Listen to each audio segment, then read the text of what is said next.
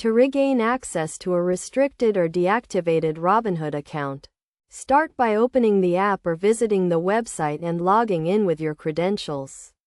If prompted, address any pending issues, such as identity verification or funding requirements, to potentially reactivate your account automatically. If this doesn't work, contacting Robinhood's customer support is the next step. This can be done by opening the app or website, tapping on the profile icon, then the menu icon, and scrolling down to find the support section. From there, click on the Help Center option and search for your query. If the answer isn't found, tap on the Contact option to chat with the support team. Be prepared to submit updated personal or financial information if requested, and complete all required steps.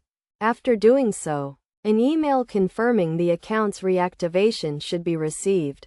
In cases where the account was deactivated due to inactivity or other specific reasons, additional steps may be necessary, so it's essential to follow any instructions provided by the support team carefully. By following these steps, reactivating a Robinhood account can be a straightforward process.